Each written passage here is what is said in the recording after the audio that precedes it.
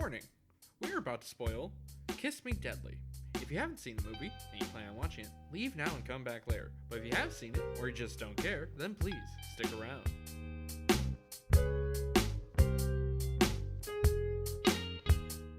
So, what's in the box?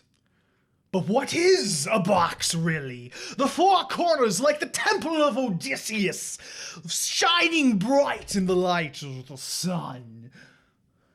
Great. I'm just asking, physically, what is in the box? But mortality, what is it really that does thy bidding for it? Every time we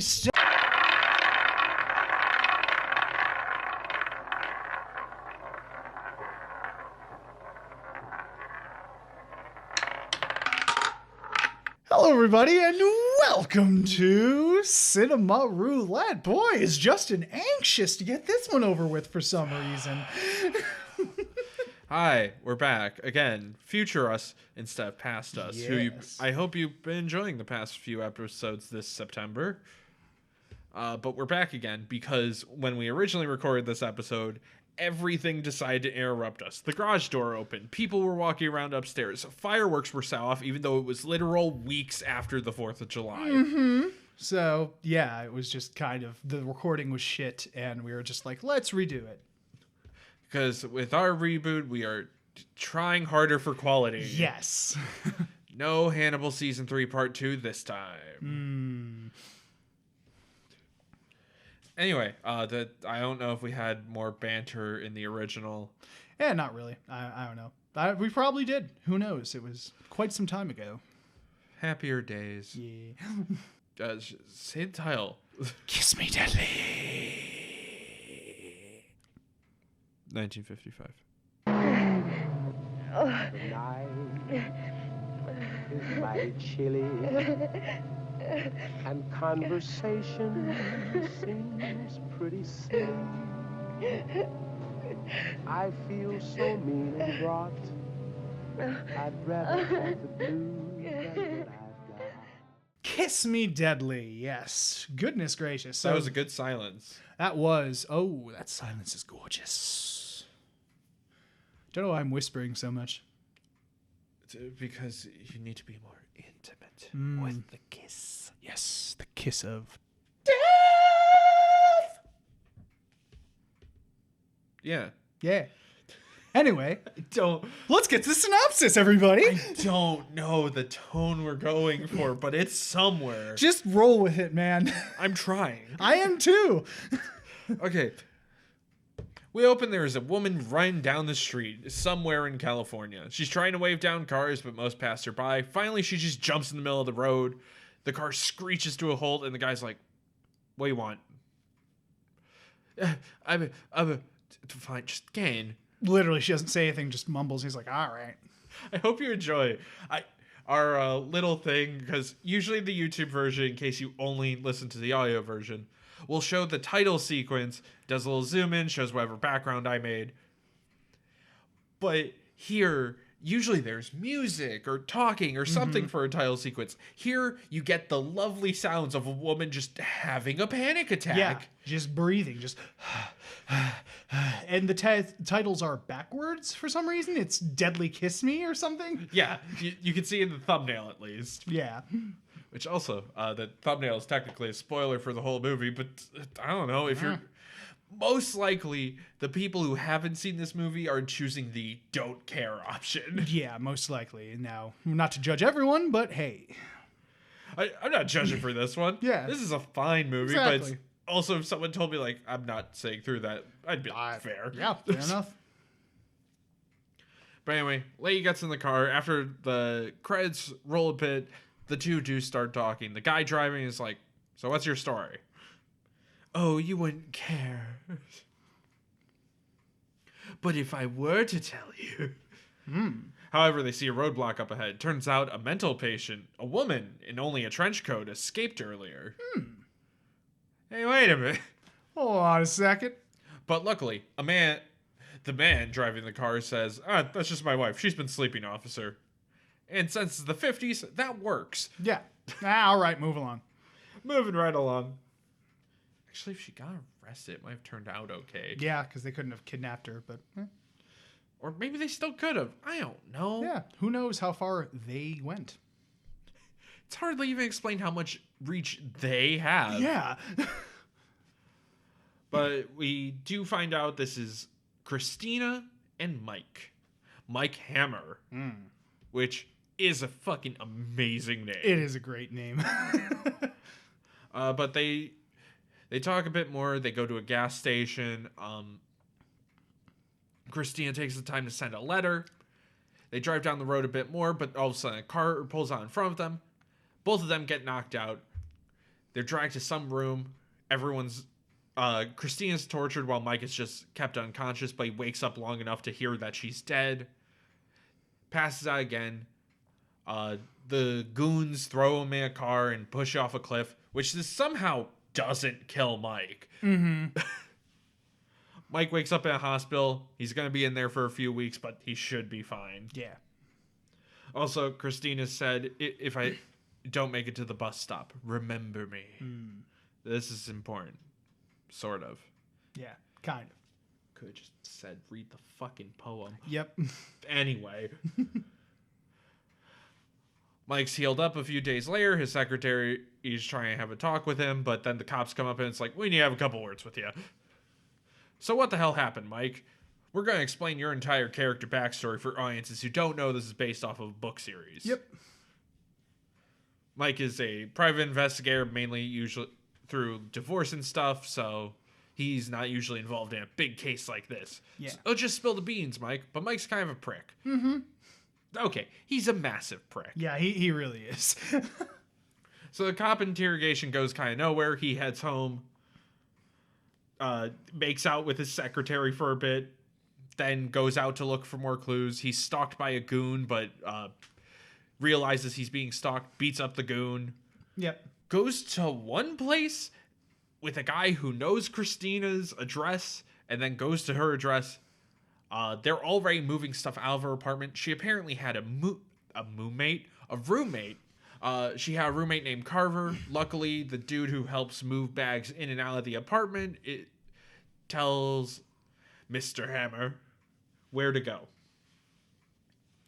We go talk to Christine's roommate. She's like, yeah, I don't know what the hell she was into, but we were being stalked by like goons and stuff. And I was starting to worry for my life. Yeah. Cool. Okay. Thanks for your help. Yep. Mike goes home. Mike gets a call. Call is a mysterious man. He's like, we'll leave you alone. Sorry about everything that's happened. Don't overreact, please. But if you let this whole thing go, we'll just call it square. You can go back to life. Hell, we'll give you something in the morning. Just look out your window. Next morning, there's a new car there. Brand new car. Mike also has a mechanic friend. His name's Nick. Nick even spots the car and he's like, oh boy, Mikey got a new car. Let me hop on in. Ooh, the keys are here. I'm gonna start. Don't. Yeah. Mike says. He just comes out. He's like, nope, don't do it. Don't touch anything. Yeah. Mike goes over, is like, pop the hood, look at the ignition, and pulls out a literal cartoon bundle of dynamite. Literally. So it was rigged to blow. They drive it back to Nick's shop, not ever really going above speed because turns out they look in the bomb. There was also a speed style bomb on it. Yeah. If it went over a certain limit, kablooey. I guess reverse speed because speed's like under a certain limit. Well, still to activate the bomb, you had to go up to a certain speed. True. Yeah. And then I'm assuming if he went slowed down, it would go off. Or maybe it would just hit like 55. Boom! Yeah, just immediately go off. We find out a guy named Lee Kowalski was also involved with Christina. He was killed by being pushed in front of a bus. It didn't happen on screen, so I'm not putting it on any of my lists. Yep. Actually, it would go on the same list that Nick's about to go on. Spoiler, Nick's about to die. Poor Nick. He also meets up with the guy who called him, who's Mr. Elvo. Something like that. I stopped caring about the names about halfway through the movie. To be honest, yeah. Like, second rewatch of this is so tired. Because you already know what's going to happen, and you don't even have to surprise the ending anymore, so. Yeah. But he meets with the main bad guy, and the main bad guy's like, you don't even know what the fuck you're looking for, huh? Yeah. Shut up. I'll figure it out. I'm a private detective. I have a big brain. Mike is like if Biff from Back to the Future became a private detective. Oh, totally, dude. Totally. Nick also went and got some information, but that's not going to matter because Mike's like, I'll get back to you. Leaves. Nick gets crushed under a car that he's working on because he can't figure out that someone who's standing quietly doesn't answer him and reaches for the jack. Yeah. Might be trying to kill him. Yeah, he could have. He had a bit of time to get out of there. Also, his secretary gets kidnapped, but he's not going to care about this for another 30 minutes, so don't worry about it. Yeah, he kind of just like, oh, she's kidnapped. Well, I've got to do something. Let me meander off to go do this.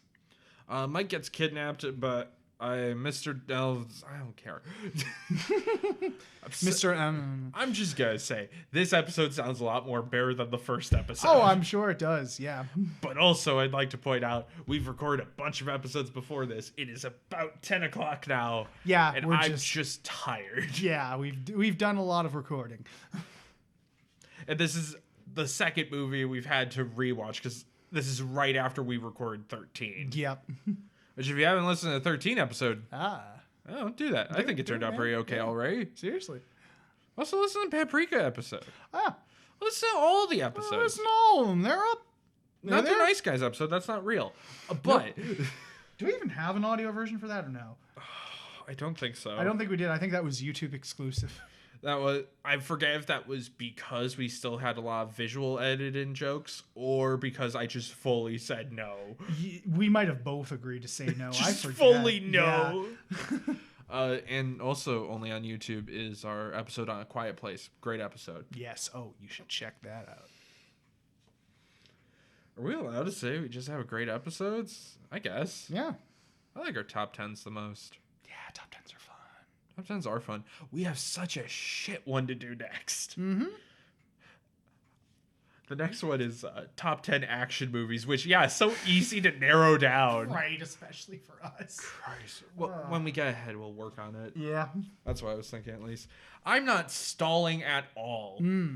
Anyway, Mike gets kidnapped again and goes to a beach house. This will be important later, sort of.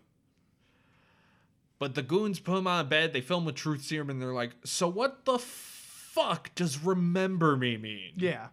Because I think I didn't even write it down, but Mike went back to the gas station to figure out what note was written by Christina. Mm-hmm. And then it was literally just a note sent back to him that says, remember me. Yeah, that's it. How helpful. Yes. Which, I know she says she got his name by looking at his license or whatever. I have so much doubt she remembered his address from a glance. Yeah. Unless he's somehow in like the easiest 100 Street Road. Right. Apartment 1A. Yeah. Knowing Mickey's probably at 69. Glad you like that visual joke, audience. Good visuals. I was about to say that too. But since he doesn't know what it means, this goes nowhere. He just kind of takes a nap for a good bit. Yeah. Literally just goes on the couch. Well, he's stuck to the bed. Yeah. But when he wakes up, he realizes he can get his hand out. The goon leader comes in. It's the guy from the pool again. I already forgot his name. It's written down. I could read it again. I'm not going to. Because, but Mike overpowers him quickly and I guess impersonates his voice. Yeah, somehow. He tied the guy to the bed. The goon who really wanted to kill Mike anyway comes in and stabs the person on the bed and is like, haha. And then Mike comes up behind him. We cut away and Mike killed him off screen. Yeah. The final goon comes in after hearing the goon 1 scream and is like, well, shit. Because Mike already got out and he takes a car home. Yep. We finally figure out what the fuck remember me means. It means look at this goddamn poem she was talking about earlier. Yep. By the author she was named after. And it has some words that lightly link back to her corpse, and they realize whatever they need is in her because it's the only place she could have possibly hid it besides his car, I guess. Yeah, she swallowed it intentionally. It was some poem about like once the visage of death hits or something like that. So they go to a mortician, and they're like, okay, can you give us the thing? No. Puts down a bunch of money. How about now? Boop. What the fuck? Well, I didn't say anything. I didn't say I'd give it to you, and I didn't even say I'd show it to you. I didn't say anything at all, but this money is great. Actually, whatever this key leads to, I want 100% of it. No. And then the doctor is reaching to put the key away, and then they slam his hand into a desk drawer because Mike is also like a foot taller than this guy and could probably just be in the ever-loving shit out of him. Mike stops caring about the movie as much as I did at the start of this. It's kind of great.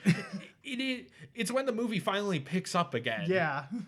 Because Mike is so done with everything. Yes. He gets the key. He goes to where the key is supposed to be. And he goes up to whoever's the head of this gym or... Yeah. And he's like, are you a member? No, I'm not a member. Well, just sorry, tell me what sir. the fucking key means. Yeah. Well, sorry if you're not a member. Puts money on the table. No, listen, sir, if you pulls it off, punch. Well, it wasn't a punch. He just slaps the guy him. back and forth. Yeah. And like, what's the key? Yeah. It's for one of the lockers. Which locker? Yeah. I'll show you. Yeah. Good. He just uses like the quickest brute force means by necessary to get the plot moving. It's great. But store isn't opening? Smash! we'll get to that. Mike goes over to the locker, opens it up. There's a metal box wrapped in leather. He opens it up ever so slightly and burns the shit out of his hand, so he closes it. What a smart reaction to something that hurts you. Mm-hmm. And he's like, I don't know what the fuck this is. Don't let anyone take this. I'll be back. He tells to the guy he slapped earlier. Yep. Goes back home. Also, Carver is gone. Carver had been traveling with him here, but she's gone now. Yep. Who knows where. Heads back home and starts confessing to the cops. Like, okay, here's what I know. Here's what's happened. Ba, ba, ba, ba, ba, ba, ba. Yeah. And the cops are like, oh my God, you dumb motherfucker. We could have had this solved, Mike, but no, you had to go be a big, strong man. Yep. I'm going to tell you. And they see the burn on his wrist that happened thanks to the box. And basically the police chief pinches the bridge of his nose and is like, I'm going to say a bunch of totally random words, and you might start to add some things together. Yeah. Manhattan Project, Hiroshima, Trinity. Ring any bells? Yep. Mike realizes right then and there he is way over his head. And he's like, you guys can go solve it. Yeah. But then the commissioner kind of makes a snide remark about his secretary, who is still kidnapped, and Mike remembers, oh yeah! So then he just goes on a rampage. Door lock, punch it open door. Where is she? Yep. Basically. I don't know, but this guy knows. Break into another dude's house who's about to pass out. Where is she? Yep. Finally, he figures out it's at the beach house we were at earlier. We go there. We see Carver. Her name is actually Gloria? Yeah. And she's with some other dude. I'm sure his name was said. I love how professional this podcast is. Main villain man who talks only in riddles. Yeah, we cut back to Gloria and main villain man. And she's like, so what's in the box? Oh, well, you see if you... like...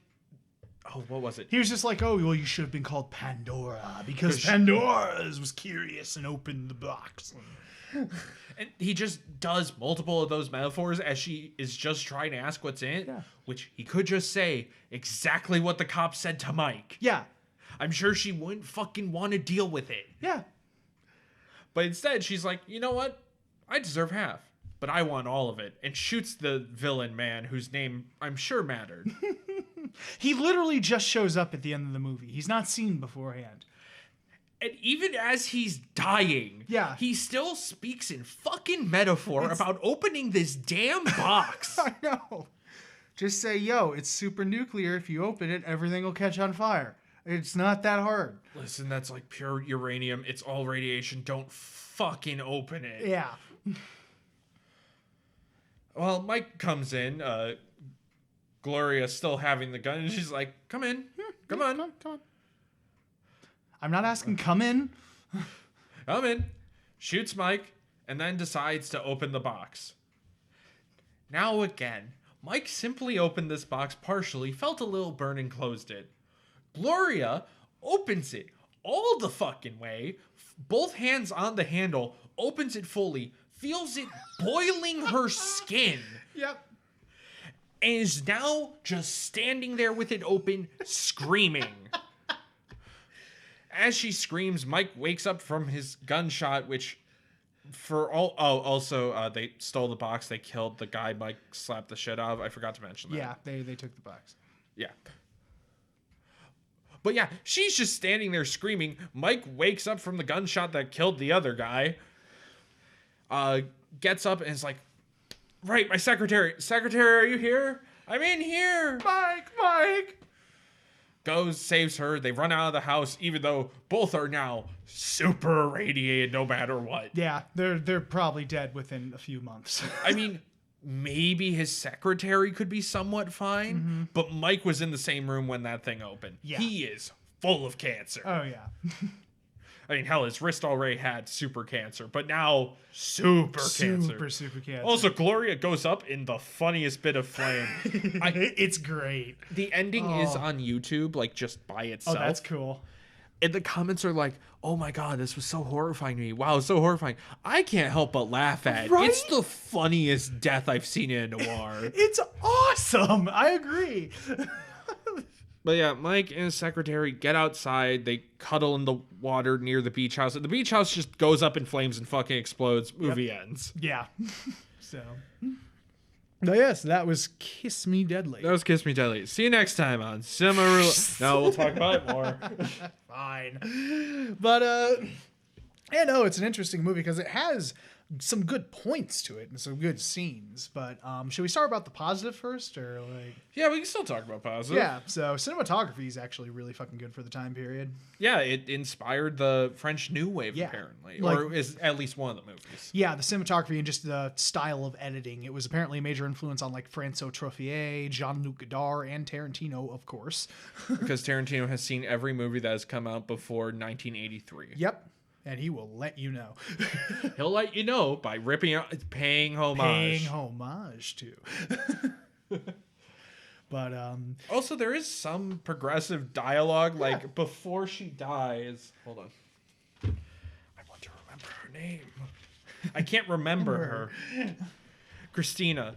Christina even makes fun of Mike's archetype as a character. yeah, because this was Robert Aldrich, who was always really progressive with his social themes in movies. So It's just very much like, oh, right, you're too stoic to read poetry. yeah, of course you wouldn't. I'm just the lesser gender, and you men always have to.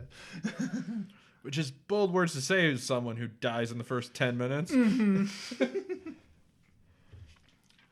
But yeah, at least they don't try to hide that Mike is an asshole. Yeah, like he's very much an asshole, and that's, I guess, how he was in the original novels, because they were written by Mickey Spillane. So in the 50s, and then when they became a hit, they're like, oh, we got to make a film adaptation of it. So And another good part, like we mentioned, at the end when Mike Yeah. stops giving a shit. oh my goodness, yeah, it's just very satisfying to just see him go into full power mode. It's like, this doesn't work, fine, fuck it. It reminds me of when I played The Outer Worlds. Without any spoilers, I got near the end, but I was just really tired of sandbox games at that point. And I kept getting side missions, and I was like, you know what? I don't care anymore. Yeah. At one point, you go into like the rich part of town. You go up to someone, and they're like, oh, well, if you want me to give you this, you need to do something for me. And I literally just pulled out my shotgun and went, BAM! Yeah, because it's kind of like New Vegas in that you can just kill everyone and still progress the plot, right? Yeah. Yeah. It was just like, fuck you, I'm not dealing with this. Bang. My companion's yelling at me as we're walking out of town. Yeah. It's like, I got the thing. Shut up. Exactly. But yeah, that's just what Mike turns into at the end. And I wish it happened sooner. I really did too. Yeah, it's kind of like in the TV show Life, where we wish where he went badass just happened like way sooner. But yeah, he does a really good job and has some pretty saucy content for the time too. So There is a scene that's very clever if you know Hays Code. Yep. You can't have a kiss that lasts too long, especially between two people who aren't married. Mm-hmm.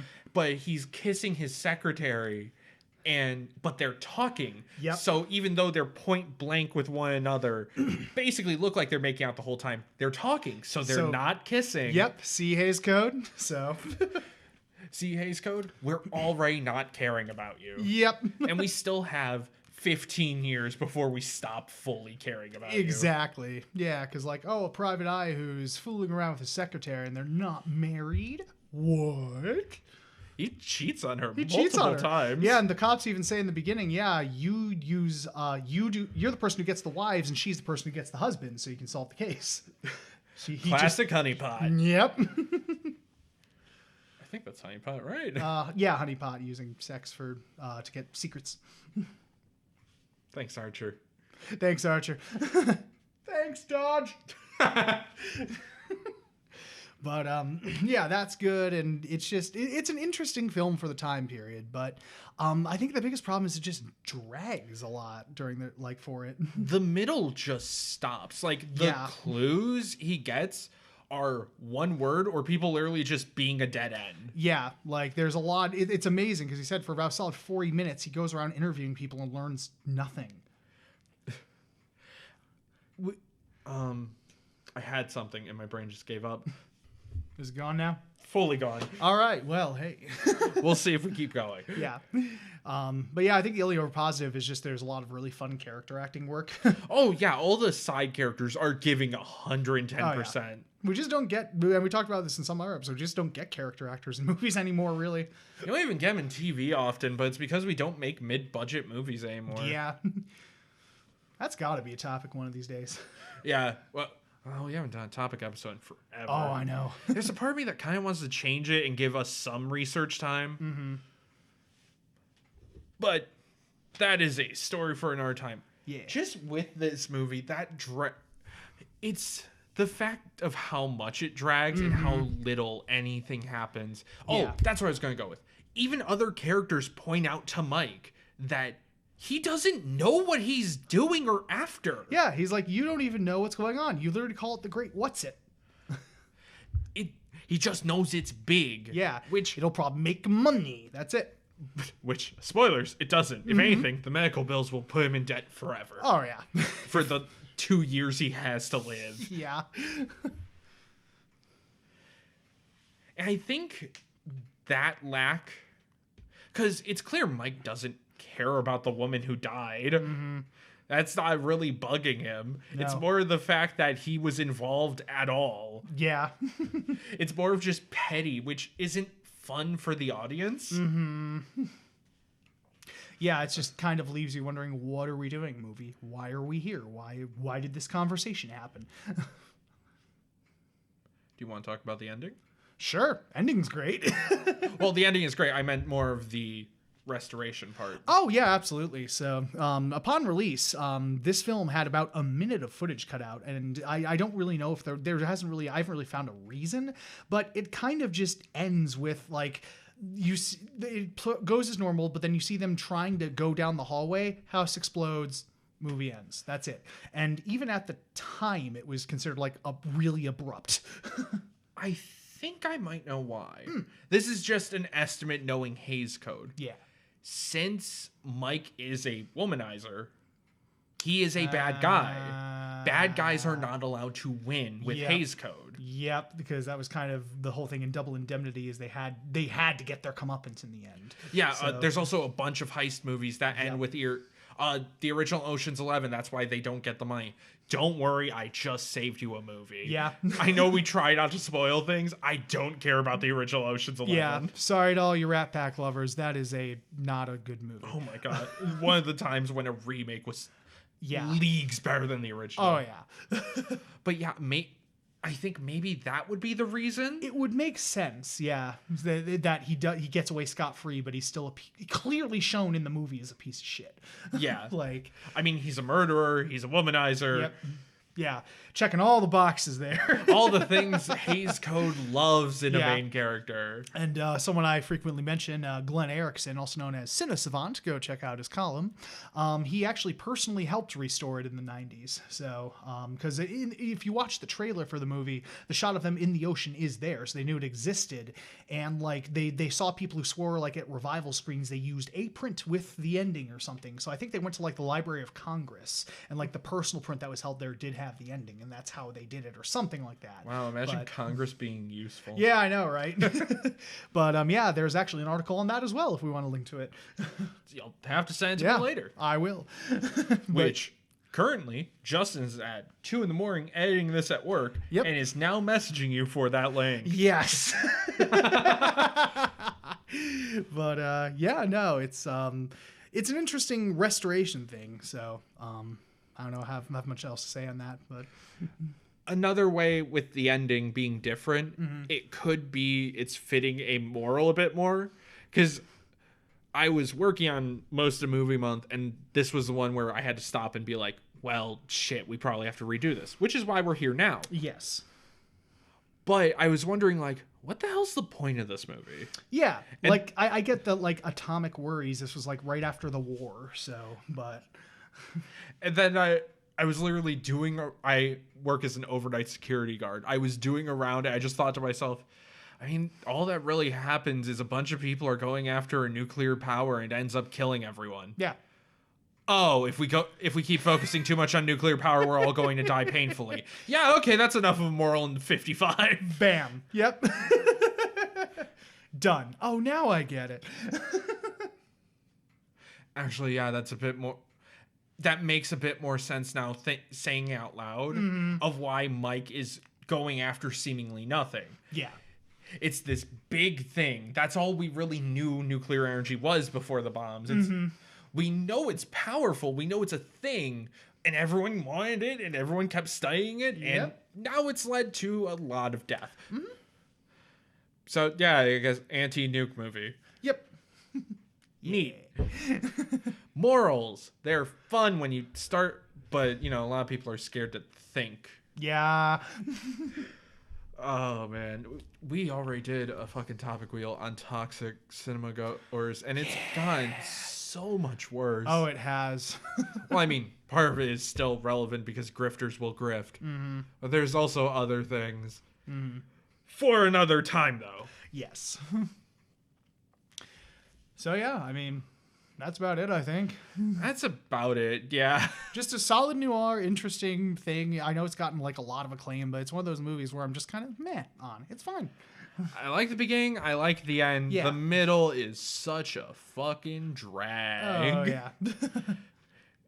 You could call it Dragnet. It's like cop drama. Yeah. It kind of overlays with noir. Yeah. it Sort does, of, a little maybe. bit, Yeah. Thanks, Jack Webb. You mean Spider-Man? No. That was Jack Kirby. I know. I actually did even plan for. I was like, oh wait, that is Jack Kirby. I just wanted to go with Webb. Yeah. Oh, I get it. No. I get it.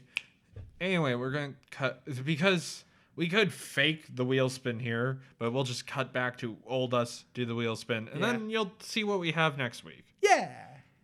or next Wednesday or Friday, whenever this one comes out. I'm not looking at a calendar. I cannot physically care enough right now. Yeah. So is that it? That's about it. Yeah. Thanks, guys. Well, they're still going to hear us end the episode. The old us. Or technically younger us. Yes. But what's the deal with... What we need to Spin! spin.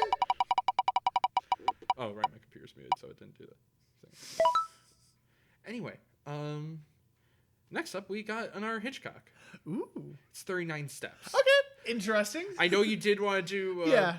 Man Who Knew Too Much, because then it'd be like... Yeah, because like Man Too Much is a slight downgrade, just dialogue-wise and how everything's staged. So Because it was the year before yes, this one. and Hitchcock still was trying to find his footing sound-wise, but still really, really impressive. And I am excited to revisit this one because Man Who Too Much I think I watched earlier this year sometime, but I have not seen 39 Steps in a good couple of years. So But yes, thank you so much for listening to this episode of Cinema Roulette, and stay tuned for more movie. Yeah, I think this was a Friday episode, so next is Wednesday. Yay! See you guys then.